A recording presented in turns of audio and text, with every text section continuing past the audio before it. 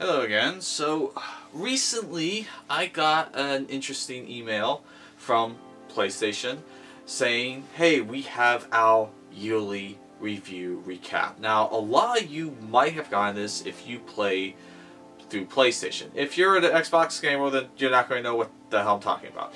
But PlayStation owners will know what I'm talking about. Every year in January, they basically send you an email saying, hey, let's take a look at how your year went. It's kind of a year in review. They have all these nice, like, fancy, snazzy animatics. It's a fun little time for a couple minutes and doesn't cost you anything. But one of the interesting things that I saw in my yearly review was the 5 most played games on my PlayStation console. And some of the answers kind of surprised me. And so just for the fun of it, I could go over the 5 games that apparently I played the most in 2021. I don't have a snazzy intro video for that segue, so I'll just get into it now. So, starting at number 5 was a game that I hadn't even finished. I'm still in the process of reviewing. I'm kind of just taking a long ass time reviewing it, and that's Resident Evil 6. And apparently I put 18 hours into that game so far. Now, admittedly, Resident Evil 6 is a very large game. You basically have 4 campaigns in this game, and they're not super short either. Some people might be able to speedrun through a couple of hours, but if you're like me, it's going to take you about 5 to 8 hours to get through one. So yeah, that's been kind of a slog for me trying to get through that game, and it took me 18 hours last year, still not through the whole thing, and was kind of surprised that that was my number 5.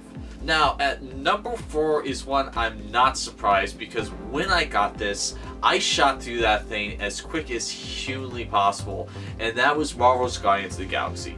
Now, that game was a very addictive type of game, but once you're in, you kind of want to see it all the way through without, you know, stopping or switching to another game.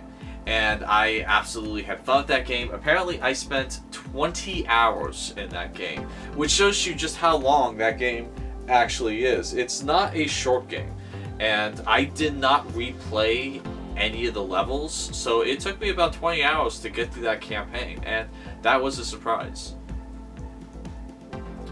Now, number 3, this one I was kind of expecting, and that was Call of Duty Black Ops Cold War. It was my first official PS5 game that I got for the system, and I spent so much time trying to get it to work on my system, because when I got that game, I had no decent internet where I could install it. I had to go to a lounge to do it, and so I had to make several trips to a lounge with my PS5, which I was not comfortable with, because apparently I'm the only person in a 200-mile radius that has a PS5. So the fear of getting rolled over and mugged for that PS5 is a constant concern, and I don't like taking it out of the house when I have to. So after spending that much time with trying to get Call of Duty Cold War Black Ops or Black Ops Cold War to work on the system, I was going to play it quite a bit.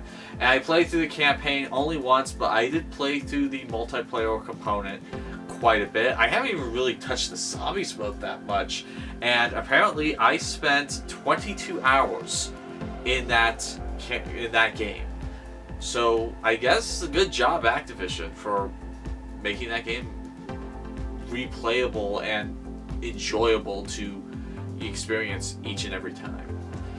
Now, number 2 surprised the hell out of me, and that was Cyberpunk 2077. Now, Cyberpunk 2077 is not a game I hate. I still haven't reviewed it. I just did my opening impressions of the game, explaining if I think you should buy it, but I still haven't done my review, and I haven't even really got into the game that much. I thought I only spent like 4 to 6 hours in the game. Apparently I spent 22 hours in that game. It didn't feel like 22 hours to me. It felt like 5 to 6 tops. sometimes it felt like 3 to 4. Although admittedly that before they showed the title card was pretty long. Like I thought that was like 2 to 3 hours right there. So I assumed that I stopped playing shortly after I got the title card because I got sidetracked with so many other things, but apparently not. Apparently I contributed 22 hours into that game. And so that shocked me. And then number 1 is one I guess I kind of understand. I wouldn't have like named it off right away if someone asked me, what's the game you played most on your PlayStation system in 2021? I probably would have named this off, but it doesn't surprise me, and that is Marvel's Avengers. Now, if you've seen my review for Marvel's Avengers, I tore apart the campaign something fierce because the campaign has you playing mostly as a non-Avenger, in my opinion.